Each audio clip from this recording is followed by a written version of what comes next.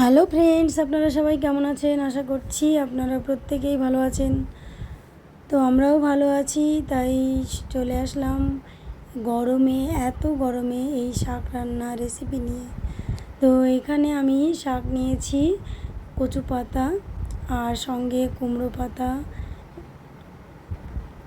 তো এগুলো নিয়ে আমি এখানে বেছে নিয়েছি শাকগুলো, ওই যে শিরগুলো ফেলে দিয়েছি। দেওয়ার পরে আমি এগুলোকে আরও কুচো করে নিয়েছি। নেওয়ার পরে দেখুন কত সুন্দর কুচোনো হয়েছে। তো এগুলোকে আমি এবার ভালো করে ধুয়ে নেব। অবশ্যই শাক জিনিসগুলোকে একটু ভালোভাবে ধুয়ে নিতে হয়, তা নইলে খিচখিচ করে। তো আমি বেশ ভালোভাবে ধুয়ে নিয়েছি। তো নেওয়ার পরে এখানে একটা পাত্রে জল দিলাম, জলের সঙ্গে স্বাদ মতো লবণ দিয়ে এখানে শাকগুলোকে আমি এর মধ্যে দিয়ে দিলাম। দেওয়ার পরে এটাকে ঢাকনা দিয়ে ঢেকে আমি ওভেনে চাপিয়ে দিলাম।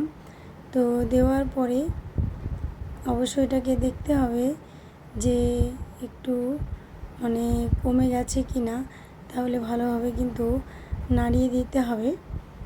তো আমি এভাবে মাঝে মাঝে ঢাকনা তুলে দেখছি যে ঠিক আছে কি না, কেননা আমি এখানে কচু পাতাটা সিদ্ধ করে নিচ্ছি। আর এই কচু পাতাটা সিদ্ধ করে নেওয়ার পরে আমি কিভাবে রান্না করব সেটা প্রথম থেকে অবশ্যই একেবারে শেষ অবধি দেখতে হবে, তবে কিন্তু বোঝা যাবে। তো আমি এখানে শুধু শাক রান্না করব না, শাকের সঙ্গে আরও কিছু মেশাবো। আর শাকটা যদি এভাবে রান্না করা হয় তাহলে কিন্তু ভীষণ সুন্দর লাগবে। আর এটা একটা বলতে পারেন নতুন রেসিপি। তো আমি এখানে কড়াইতে তেল দিলাম, তেলটা অবশ্য পরিমাণ মতো দিতে হবে। আর তেলের সঙ্গে গোটা জিরে ফোড়ন, তেলটা যখন গরম হয়ে উঠবে ঠিক তখনই দিতে হবে। তার সঙ্গে কিছু কাঁচা লঙ্কা চেরা। আর শাক বলে কথা, শাকে একটু ঝালটা বেশি হলে ভালো লাগে। তো যে যেমন ঝাল ভালোবাসবেন সে তেমন এখানে দিতে পারেন।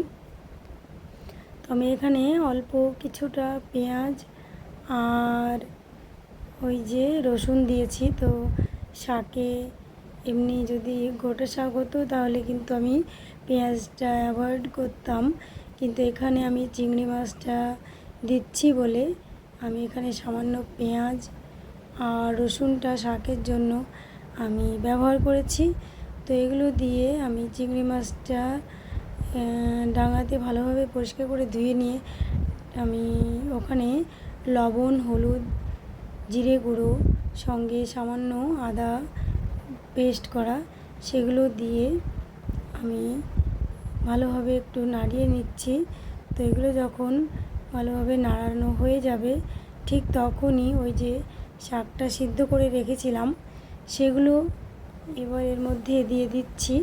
আর চিংড়ি মাছটা তো একটু ফ্রাই করে নিয়েছি, নেওয়ার পরে এতে পরিমাণ মতো আরও কিছুটা একটু জল দিয়ে দিলে কি ভালো হয়, তাহলে কি ওই চিংড়ি মাছটা ভিতরে লবণ ঝাল ভালোভাবে প্রবেশ করতে পারে।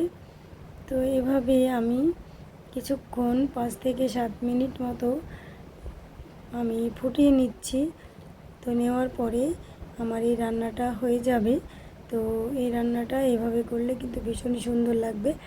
আর আপনাদের যদি ভালো লেগে থাকে তাহলে অবশ্যই কচু পাতা শাকের সঙ্গে চিংড়ি মাছ দিয়ে আপনারা বানিয়ে ফেলতে পারেন। আর ভালো থাকবেন সবাই। ধন্যবাদ আপনাদের সবাইকে।